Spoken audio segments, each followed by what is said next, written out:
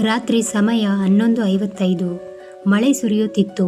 ನಗರದ ಕೊನೆಯ ರೈಲು ನಿಲ್ದಾಣದಲ್ಲಿ ಒಬ್ಬನೇ ಯುವಕ ನಿಂತಿದ್ದ. ಅವನ ಹೆಸರು ಅರ್ಜುನ್. ಪ್ಲಾಟ್ಫಾರಂ ಮೇಲೆ ಯಾರೂ ಇರಲಿಲ್ಲ. ಹಳೆಯ ಲೌಡ್ಸ್ಪೀಕರ್ನಲ್ಲಿ ತುಸು ಗದ್ದಲದ ಶಬ್ದ ಮಾತ್ರ ಕೇಳಿಸುತ್ತಿತ್ತು.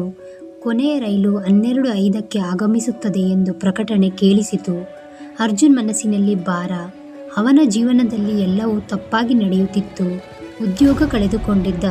ಸ್ನೇಹಿತರು ದೂರವಾಗಿದ್ದರು. ಮನೆಯವರ ನಿರೀಕ್ಷೆಗಳನ್ನು ಪೂರೈಸಲಾಗಲಿಲ್ಲ. ಇದೇ ನನ್ನ ಜೀವನದ ಕೊನೆಯ ನಿಲ್ದಾಣವೋ ಎಂದು ಆತ ಯೋಚಿಸಿದ. ಅಷ್ಟರಲ್ಲಿ ಒಂದು ವೃದ್ಧ ರೈಲು ಸಿಬ್ಬಂದಿ ಅವನ ಬಳಿ ಬಂದು ಕೂತ. ಮಗ, ಏಕೆ ಇಷ್ಟು ದುಃಖ ಎಂದು ಕೇಳಿದ.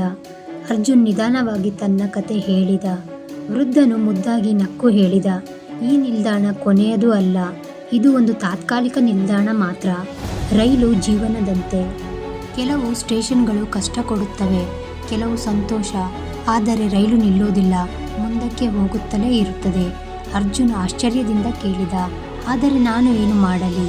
ವೃದ್ಧನು ದೂರದಲ್ಲಿ ಕಾಣಿಸುತ್ತಿದ್ದ ರೈಲಿನ ಬೆಳಕನ್ನು ತೋರಿಸಿ ಹೇಳಿದ, ಆ ಬೆಳಕು ನೋಡುತ್ತೀಯಾ? ಅದು ಆಶೆ. ನೀನು ಈ ರೈಲಿಗೆ ಹತ್ತಿದರೆ ಹೊಸ ಅವಕಾಶಗಳತ್ತ ಹೋಗಬಹುದು.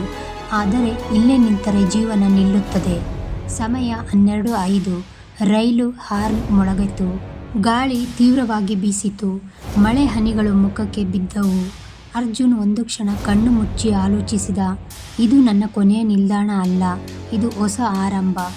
ಅವನು ಧೈರ್ಯವಾಗಿ ರೈಲಿಗೆ ಹತ್ತಿದ. ರೈಲು ನಿಧಾನವಾಗಿ ಮುಂದೆ ಸಾಗಿತು. ನಿಲ್ದಾಣ ಹಿಂಬದಿಗೆ ಸರಿಯಿತು. ಹೊಸ ದಾರಿ, ಹೊಸ ಬೆಳಕು, ಹೊಸ ಬದುಕು ಅವನ ಮುಂದೆ ತೆರೆದಿತ್ತು. ಪ್ರತಿ ಹಂತ್ಯವೂ ಒಂದು ಹೊಸ ಆರಂಭಕ್ಕೆ ದಾರಿ ತೋರಿಸುತ್ತದೆ. ಜೀವನದಲ್ಲಿ ಕೊನೆಯ ನಿಲ್ದಾಣ ಅನ್ನೋದೇ ಇಲ್ಲ. ಈ ಕತೆ ನಿಮಗೆ ಇಷ್ಟ ಆಗಿದ್ರೆ ಲೈಕ್ ಮಾಡಿ, ಸಬ್ಸ್ಕ್ರೈಬ್ ಮಾಡಿ.